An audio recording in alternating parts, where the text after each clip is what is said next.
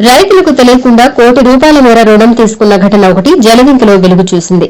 జలదింకి గ్రామానికి చెందిన ప్రభాకర్ రెడ్డి అనే వ్యక్తి Jaladanki horticulture farmers producer organisation NABARD నాబార్డు చెన్నై శాఖకు చెందిన నార్త్ కిసాన్ ఫైనాన్స్ లిమిటెడ్ సంస్థ నుండి ₹1 రుణం తీసుకున్నట్లు తెలుస్తోంది. ఈ రుణాలకు సంబంధించి గతంలో కూడా పలుమార్లు రైతులకు నోటీసులు వచ్చిన సందర్భంలో ప్రభాకర్ రెడ్డి ఆ నోటీసులను రైతులకు చేరకుండా పోస్టల్ శాఖను మేనేజ్ చేసినట్లు సమాచారం. అయితే ప్రస్తుతం 26 లక్షలు తక్షణమే కట్టాలంటూ మరోసారి నోటీసులు వచ్చాయి. ఇప్పుడు కూడా పోస్టల్ శాఖను రైతులకు నోటీసులు అందించకుండా చేసేందుకు ప్రభాకర్ రెడ్డి ప్రయత్నాలు చేశారు.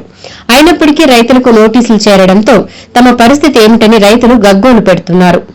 ఈ వ్యవహారంలో ప్రభాకర్ రెడ్డితో పాటు కోవూరు లేగుంటపాడుకు చెందిన భూపేష్ రెడ్డి, కొంతమంది హార్టికల్చర్ సిబ్బంది కలిసి రైతులను మోసం చేసి రుణాలు పొందినట్లు ఆరోపణలు వినిపిస్తున్నాయి. దీనిపై జిల్లా కలెక్టర్ స్పందించి బాధ్యులపై చర్యలు తీసుకోవడంతో పాటు తమకు న్యాయం జరిగేలా చూడాలని బాధిత రైతులు కోరుతున్నారు.